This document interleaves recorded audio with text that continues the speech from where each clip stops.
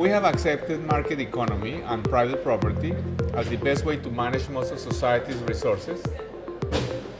One problem is that it creates inequality of income, and we have been trying to get more equality for the last 2,000 years.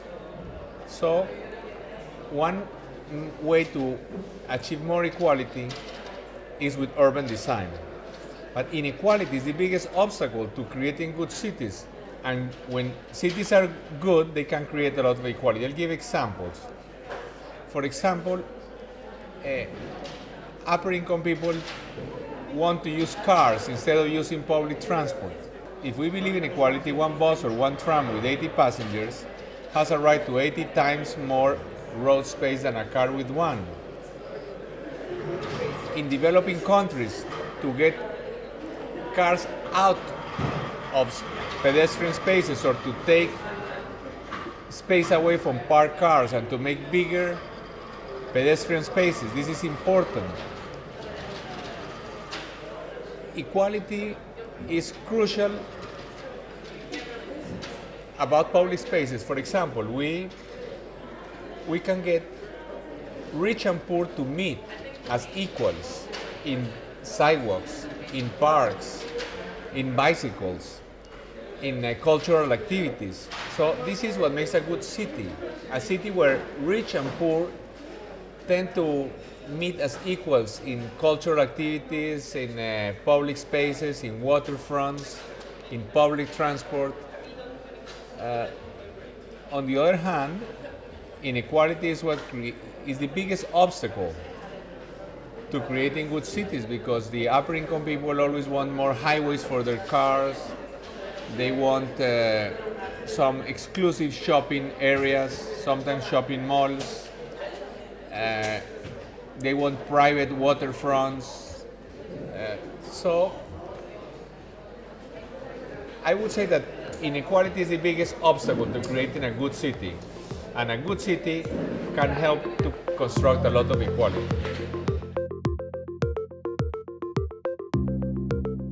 The problem with cities is that we have been creating cities for cars more than for people for the last 100 years. It's shocking that we tell any 3-year-old child, watch out, a car, and the child jumps in fright. And we think it's very normal that children should grow in the fear of getting killed. So I think livability is very easy. Livability is making a city more for people. What is it that people like? So quality pedestrian spaces, shops so that they can go to, places they can walk to, destinations on foot, on bicycle. So, and I believe in Prague, we have the model of the old city, which is a city compact with narrow streets, with shops mixed with housing. And much of the new Prague is very different. Just some buildings put in the middle of some green which nobody uses, with some cars parked there, places which are not pleasant to walk by, so people only walk from their apartment to the parking lot to take the car and go. But this is not pleasant places to be, to play, to walk. People just want to go to the shopping mall. They go there just to sleep. In a good city, we don't just go to sleep. We like to be there, sit on a bench, on a plaza, on a park, to walk, to sit on a cafe. That's livability. It's making a city more respectful of human dignity, more fun, more playful, more beautiful. But livability means almost the very word says people. We need to create environments where people see other people, where people meet with other people.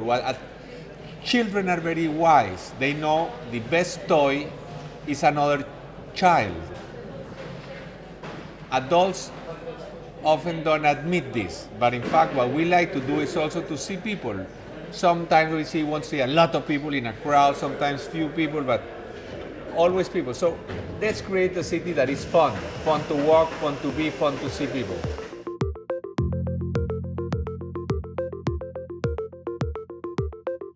We tend to underestimate the power of dreams.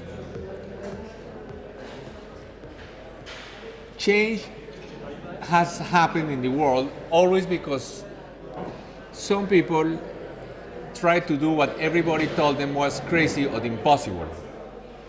If people would only do what was possible, there would be no progress for human society in any field. So, an event like reSITE frees the mind, helps us think different, imagine different. Because when we are designing a city, what we really are doing is designing a way of life. A city model is just a means to a way of life. So, clearly, it's been evident that beyond a certain income level, being richer does not make people happier. So what we are trying to find is how to have a happier life. And the way we design a city makes us live in a certain way. And so there are certain ways of life which are happier, more fun. And this is what reSITE is about. reSITE is about imagination. It's about freeing our minds, because we cannot always start with, oh no, that's not possible, that's not possible. So the first step towards change is to imagine, to dream, to imagine how we would like to live. And that's what I think reSITE is helping to free the imagination.